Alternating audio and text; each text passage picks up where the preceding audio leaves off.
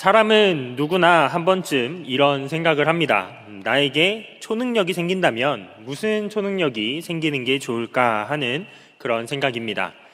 전 세계적으로 탑3 안에 드는 초능력이 있는데 3위가 투명 인간이 되는 능력, 2위가 시간을 조종하는 능력, 1위가 순간 이동 능력이라고 합니다. 그런데 이 질문을 한국 사람에게 하게 되면 1위가 바뀐다고 합니다. 한국 사람들이 원하는 최고의 초능력은 예지력, 즉 미래를 예측하는 능력이라고 합니다. 저도 이 미래를 아는 능력을 1순위로 꼽았는데 그 이유는 미래를 알면 최악의 상황이 펼쳐지더라도 그에 맞는 최고의 대처를 할 수 있기 때문입니다. 예를 들어 어디에 큰 사고가 발생한다고 하면 그곳에서 미리 피할 수도 있고, 오를 주식과 떨어질 주식을 미리 안다면 손실이라고는 없는 최고의 투자자가 될 수 있습니다. 하지만 안타깝게도 인간은 한치 앞의 미래조차 알지 못하는 존재입니다. 당장에 30분 뒤에 예배를 마치고 집으로 가는 그 길이 막힐지 안 막힐지조차도 모르는 것입니다. 그런데 미래에 대해 알 수 있는 방법이 있다라고 한다면 믿으시겠습니까? 에이, 그런 게 있으면 이미 소문이 났겠지라고 생각하며 반신반의하시겠지만 적어도 우리 신자들에게는 미래의 일에 대한 확실한 정보가 주어져 있습니다. 그것은 하나님의 말씀, 성경을 통해 주어진 종말의 때에 대한 정보입니다. 이것만 제대로 알면 종말에 어떤 상황이 펼쳐지든 그에 맞는 최고의 선택을 내릴 수 있는 것입니다. 그렇다면 성경이 말하고 있는 종말의 때, 그날에 일어날 진실에 대한 하나님의 계시는 무엇이겠습니까? 저는 오늘 성도님들과 함께 하나님의 말씀을 통해 종말의 때에 반드시 나타나게 될 사실적 사건들을 살펴보므로 우리가 신자로서 어떠한 선택을 내려야 하는지 함께 상고해 보고자 합니다. 첫째로, 종말의 때에 그리스도인은 반드시 고난을 당합니다. 다 같이 본문 13장 1절로 2절 말씀을 함께 읽겠습니다.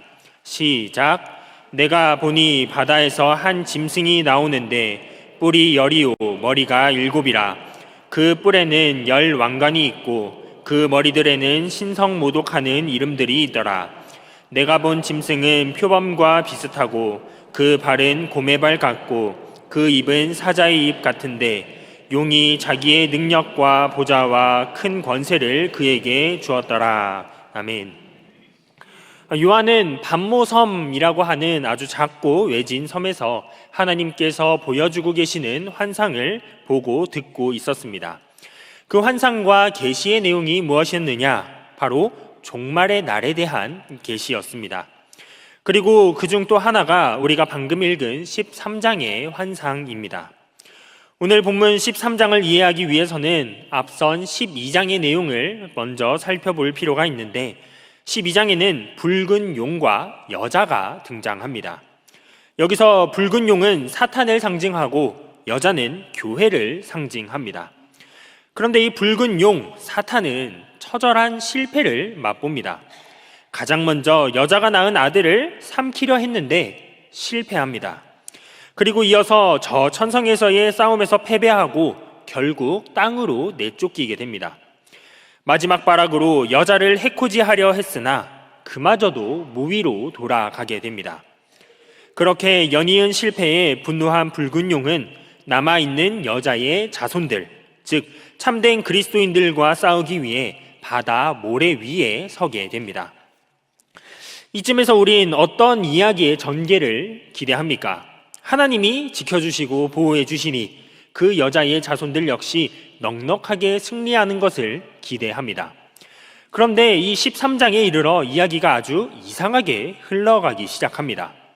그 시작은 바다에서 올라온 한 짐승이었습니다.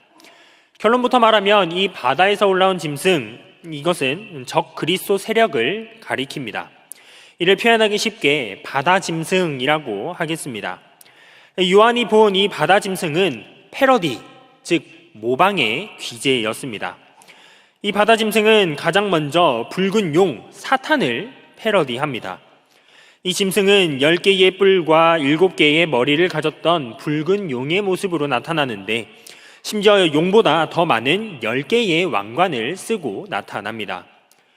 또한 이 바다 짐승은 표범 같은데 발은 곰 같고 입은 사자같이 보였다라고 합니다. 하나인데 3개인 것 같은 무언가가 생각이 나지 않습니까? 바로 성부, 성자, 성령의 삼위일체를 패러디한 것입니다. 마치 자신이 신적 존재인 것처럼 말입니다. 더욱이 이 바다 짐승은 용을 통하여 그와 동일한 능력과 보좌와 큰 권세를 받게 됩니다. 즉 세상을 뒤흔들었던 사탄의 힘을 가지게 된 것입니다. 그리고 또 이 바다 짐승은 예수님의 부활을 패러디합니다. 본문 3절, 머리 하나가 죽게 된 것 같았다가 다시 살아나는 퍼포먼스를 보여준 것입니다. 이 내용을 정리하면 바다에서 올라온 짐승, 즉 장차 종말의 때에 나타날 적 그리스도는 이전의 사탄보다도 더 큰 지혜와 권능을 가진 존재처럼, 또 그 어떤 존재보다도 강력하고 압도적인 존재, 마치 하나님과 예수 그리스도를 뛰어넘은 듯한 신적 존재로 등장할 것을 나타냅니다. 그런데 본격적인 문제는 이에 대한 사람들의 반응입니다.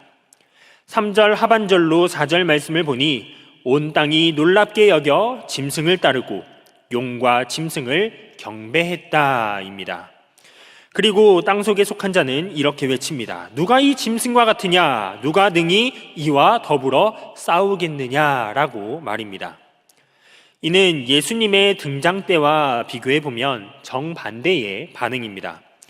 요한복음 1장 10절로 11절 말씀을 보면 예수님께서 오셨을 때 그가 세상에 계셨으며 세상은 그로 말미암아 지은 바 되었으되 세상이 그를 알지 못하였고 자기 땅에 오매 자기 백성이 영접하지 아니하였다였습니다.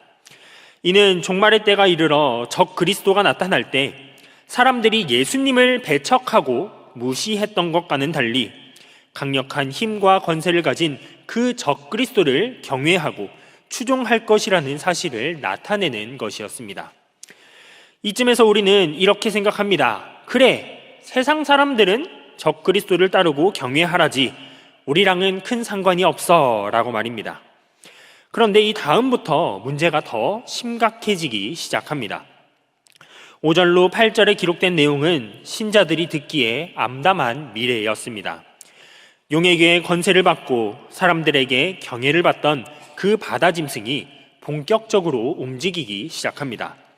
그 짐승은 교만하고 신성 모독을 외치는 입을 통해 하나님을 대적하고 비방합니다. 하나님과 그의 나라, 성도들을 향한 실제적인 도전이 본격화된 것입니다. 그리고 그 짐승의 공세는 말에만 그치지 않았습니다. 7절에 기록된 대로 성도들과 직접적으로 싸웁니다. 그리고 안타깝게도 그 결과는 짐승의 승리였습니다. 그 바다 짐승은 각 족속과 방언과 백성과 방언과 나라를 다스리는 권세를 통해 신자들을 사로잡을 뿐 아니라 그들의 목숨까지도 빼앗는 지경에 이르렀던 것입니다. 그리고 이토록 강한 힘과 권능 아래 이 땅에 사는 자는 다 그 누구 하나 빠짐없이 그 짐승을 숭배하게 됩니다.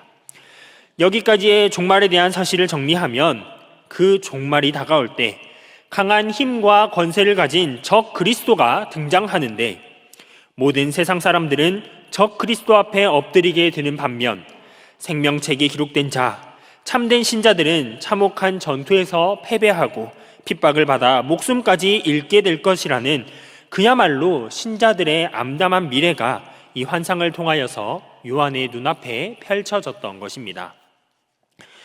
여기까지만 해도 신자들이 겪을 고통과 두려움은 충분하다 못해 과하게 느껴집니다. 그런데 11절에 이르러 엎침대 덮친 격으로 또 하나의 짐승이 더 등장합니다. 바로 땅에서 올라온 짐승이었습니다. 다 같이 본문 11절 말씀을 합독하시겠습니다. 시작.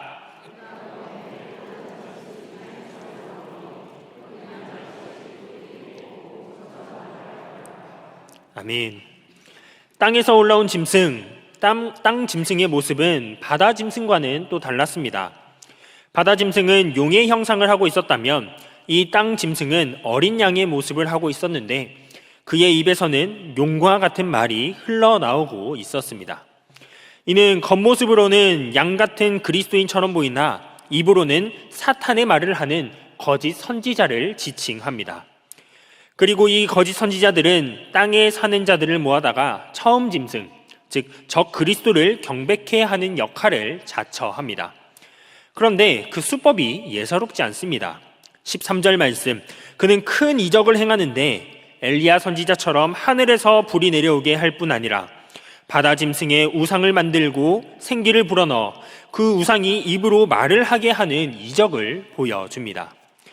잠깐 상상해 보시기 바랍니다. 선지자라는 사람이 뭐라 했더니 하늘에서 불이 내리고 만들어진 흉상이 입을 열어 말을 하기 시작하면 다들 놀라고 신기해하지 않겠습니까?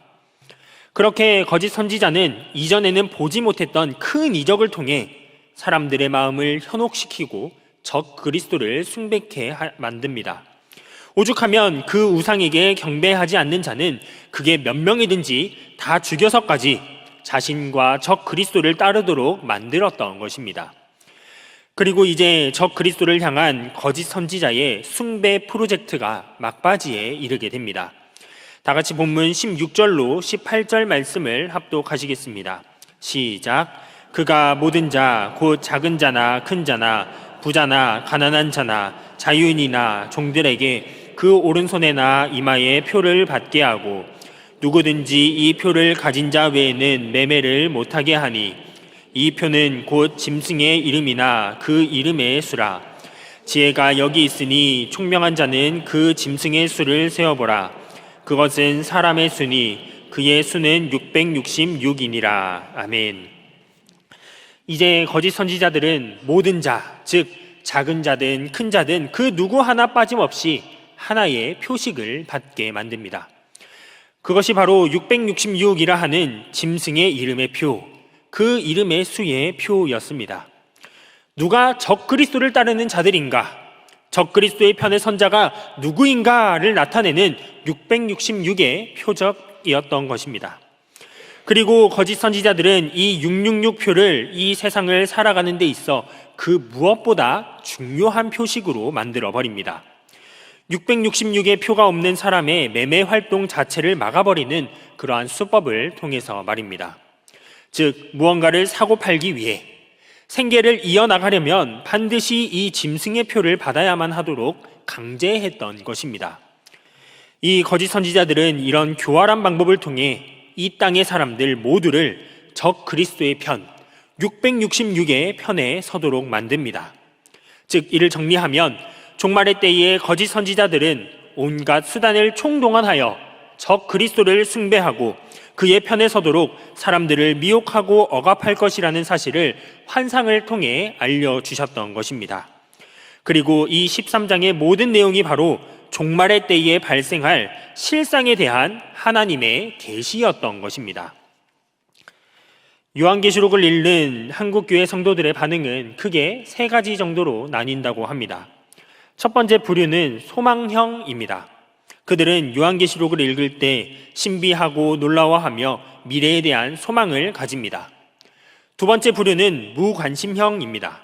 666은 뭐고 두루마리가 멋쩌고 이게 뭔 소리야 하며 성경 읽기를 포기합니다. 마지막 세 번째 부류는 회피형입니다. 짐승, 심판, 전쟁, 무서워. 지금 당장 일어날 일 아니니까 괜찮아, 잊어버리자 하며 마음에서 멀리 밀어버립니다. 우리 경양의 성도님들은 어떤 부류의 성도님이십니까? 혹시 두 번째 무관심형이나 세 번째 회피형은 아니십니까? 실제로 우리는 이 요한계시록을 볼 때 종종 먼 훗날의 이야기, 지금의 나와는 상관없는 신비로운 설화쯤으로 생각하곤 합니다. 당장은 아니야. 내가 사는 동안에는 문제 없겠지. 계시록이 문제가 아니다.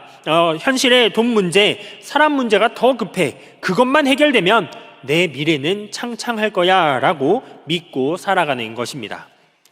하지만 성경이 말하는 종말은 나와는 별개인 먼 훗날의 이야기가 결코 아닙니다. 종말은 이미 예수 그리스도께서 부활의 첫 열매가 되심으로 시작되었습니다. 즉, 그 종말의 시대를 지금 우리가 살아가고 있는 것입니다. 그리고 안타깝게도 이 세상에서의 기독 신자들의 미래는 그리 밝지 않습니다. 예수님의 재림의 날이 다가오면 다가올수록 신자들을 향한 사탄의 계교는 날로 정교해져 가고 교활해질 것입니다. 적그리스도가 전면에 등장하고 거짓 선지자들이 활개칠 그날이 머지 않았습니다. 이것은 겁을 주기 위해 만들어낸 이야기가 결코 아닙니다. 하나님께서 오늘 말씀을 통해 우리에게 직접 보여주시고 가르쳐 주신 명백한 사실입니다. 적그리스도가 나타난다. 거짓 선지자들이 판을 치는 날이 오고 있다. 성도들은 그 앞에 무릎 꿇기를 강요당하고 끝내 목숨까지도 잃게 될 것이다 라는 이 말씀은 당장에 우리가 겪게 될 현실이자 사실입니다. 물론 땅에 속한 자들, 즉 세상 사람들에게 있어 이 종말은 이전과는 비교할 수 없이 즐겁고 행복한 때가 될 것입니다. 적 그리스도의 권세 아래 분열과 다툼은 사라지고 666에 속한 자들로 하나가 되어 살아갈 것이기 때문입니다. 하지만 이러한 거짓 평화는 어디까지나 땅에 거하며 짐승을 숭배하는 자들에게만 허락된 것이지 생명책에 기록된 자들, 즉 성도들에게 해당되는 이야기가 결코 아닙니다. 성도들은 신앙을 지키기 힘들어지고 그 신앙 때문에 목숨까지도 잃게 될 날만을 앞두고 있습니다. 그렇다면 고난과 역경이 가득한 종말의 때를 살아가기 위해서 성도는 어떻게 해야 하겠습니까? 땅에 거하는 자들은 형통하고 잘 산다고 하니 우리도 신앙 버리고 666의 편에 서야겠습니까? 결단코 그럴 수 없습니다. 그러면 성도는 어떻게 해야 하는가? 이 질문에 대한 답변은 이와 같습니다. 다 같이 본문 9절로 10절 말씀을 합독하겠습니다. 시작. 누구든지 귀가 있거든 들을지어다. 사로잡힐 자는 사로잡혀 갈 것이요 칼에 죽을 자는 마땅히 칼에 죽을 것이니 성도들의 인내와 믿음이 여기 있느니라. 아멘. 그렇습니다. 성도의 인내와 믿음입니다. 종말의 고난과 핍박을 이겨내기 위해 성도가 가져야 할 덕목은 부와 명예도 아니고 그들과 싸울 세상 권력을 가지는 것도 아니며 높은 지식, 강한 힘 역시 아닙니다. 오직 믿음, 고통 가운데서도 그 신앙을 지키는 인내만이 종말의 고난을 이겨낼 유일한 방법입니다. 우리에게 다가오고 있는 그날은 어둡고 참혹한 날임에 분명합니다. 하지만 그렇다고 해서 낙심하고 신앙을 저버려서는 안 됩니다. 설령 예수 그리스도를 향한 충성 때문에 목숨을 잃는다 하여도 우리는 인내하고 믿음으로 이를 이겨내야 합니다. 그것이 바로 666의 편에 서지 않은 어린 양의 생명책에 기록된 그리스도인만이 보여줄 수 있는 자세이기 때문입니다. 신자를 향해 다가오는 핍박과 억압 속에서도 끝까지 믿음을 지키시기 바랍니다. 인내함으로 그 신앙을 사수하시기 바랍니다. 장차 실제로 우리가 겪게 될 종말은 고통과 핍박으로 가득하겠지만 그 가운데서 믿음과 인내를 지켜내므로 참혹한 영적 전투를 끝까지 견뎌내는 경향의 모든 성도님들이 되시기를 간절히 바랍니다. 둘째로 종말의 때에 그리스도인은 어린 양과 함께 시온에 서게 됩니다. 다 같이 본문 14장 1절로 5절 말씀을 합독하겠습니다. 시작. 또 내가 보니 보라 어린 양이 시온산에 섰고 그와 함께 14만 4천이 서 있는데 그들의 이마에는 어린 양의 이름과 그 아버지의 이름을 쓴 것이 있더라. 내가 하늘에서 나는 소리를 들으니 많은 물소리와 같고 큰 우레소리와도 같은데 내가 들은 소리는 검은 고 타는 자들이 그 검은 고를 타는 것 같더라. 그들이 보좌 앞과 내 생물과 장로들 앞에서 새 노래를 부르니 땅에서 속량받은 사천인 밖에는 능히 이 노래를 배울 자가 없더라. 이 사람들은 여자와 더불어 더럽히지 아니하고 순결한 자라. 어린 양이 어디로 인도하든지 따라가는 자며 사람 가운데에서 속량함을 받아 처음 익은 열매로 하나님과 어린 양에게 속한 자들이니 그 입에 거짓말이 없고 흠이 없는 자들이더라. 아멘. 요한의 환상이 13장으로 끝났더라면 성경은 그야말로 최악의 새드 엔딩이었겠지만 다행히도 또 다른 환상이 이어집니다. 그것은 바로 시온산에 서 있는 어린 양과 14만 4천인의 환상이었습니다. 그들은 짐승의 표 666을 새긴 자들과는 달리 그 이마에 어린 양의 이름과 아버지의 이름을 적은 자들이었습니다. 또한 이들은 그와 함께, 즉 짐승의 편에 함께했던 땅에 속한 자들이 아니라 어린 양 예수 그리스도와 함께하는 참된 성도를 말합니다. 13장에서 이들은 짐승과 그를 추종하는 자들에게 핍박과 억압을 받았지만 14장에 이르러 전세가 역전됩니다. 그들의 등장부터가 남다릅니다. 하늘에서 나는 큰 소리, 물소리 같고 큰 우레소리와도 같은 음악이 울려 퍼집니다. 그리고 이들은 어린 양의 보좌 앞, 천상의 네 생물과 장로 앞에서 새 찬양을 부르며 보무도 당당하게 등장하는 것입니다. 그야말로 대규모 악단의 힘찬 찬송 가운데 성도들의 최후의 승리를 나타내는 환상이었습니다. 물론 이 상징적 숫자 14만 4천인에는 아무나 속할 수는 없습니다. 4절로 5절에 기록된 것처럼 더럽히지 아니하고 순결한 자, 어린 양을 어디든 따라가는 자, 선택받고 죄사함의 속량을 받은 자, 궁극적으로 하나님과 어린 양에게 속한 흠없는 자들만이 이 14만 4천인에 포함되었던 것입니다. 즉 이를 정리하면 하나님께서는 이 14장의 환상을 통하여서 핍박과 고난 가운데서도 믿음을 지키고 인내한 순결한 자들, 어린 양 예수 그리스도를 위해 죽음에까지도 담대하게 나아가는 성도들, 사탄과 짐승에 속한 666이 아니라 하나님과 어린 양에게 속한 14만 4천인은 반드시 승리하고 어린 양과 함께 시온에서는 큰 영광을 누리게 될 것을 이 환상을 통해 미리 알려주셨던 것입니다. 저는 한 가지 취미를 가지고 있습니다. 바로 NBA 농구 경기를 보는 일입니다. 하지만 실시간으로 전체 경기를 보는 경우는 거의 없고 응원하는 팀이 이겼는지를 보고 하이라이트를 찾아보는 경우가 많습니다. 왜냐하면 2시간이 넘는 경기를 앉아서 보고 있을 시간이 없을 뿐더러 응원팀이 이길까 질까 마음 졸이며 경기를 보는 것보다 승리할 것을 미리 알고 있는 상태에서 경기를 보면 마음 편히 경기 자체를 즐길 수 있기 때문입니다. 그렇기에 경기 중간에 상대팀에게 20점 차로 뒤지고 있더라도 우리 팀 선수가 부상을 당해도 걱정이 없습니다. 왜입니까? 어차피 이길 것을 알고 있기 때문입니다. 그렇기에 오히려 와, 이렇게 불리한 경기를 어떻게 뒤집었지 하며 위기 상황임에도 마음 편히 역전의 때를 기대하게 되는 것입니다. 우리가 요한계시록을 통해 종말의 결론을 미리 아는 건 역시 이와 마찬가지입니다. 우리는 성경 말씀을 통해 우리가 끝내 최후 승리를 얻을 것을 이미 알고 있습니다. 경기 후반부 20점 차가 나든 30점 차가 나든 끝내 마지막에는 예수 그리스도라는 승률 100%, 최고의 에이스가 역전 버저비터로 경기를 승리로 이끌 것이 확정되어 있기 때문입니다. 성도는 반드시 승리합니다. 이는 하나님의 계획 아래 기필코 이루어질 명백한 사실입니다. 2000년 전 환상을 통해 요한에게 보여주셨듯이 오늘 말씀을 통해 우리에게도 동일하게 보여주시고 알려주시는 종말의 최후 승리인 것입니다. 그렇다면 신자는 반드시 승리한다라는 이 사실을 이미 알고 있는 우리는 어떻게 이 종말의 때를 살아가야 하겠습니까?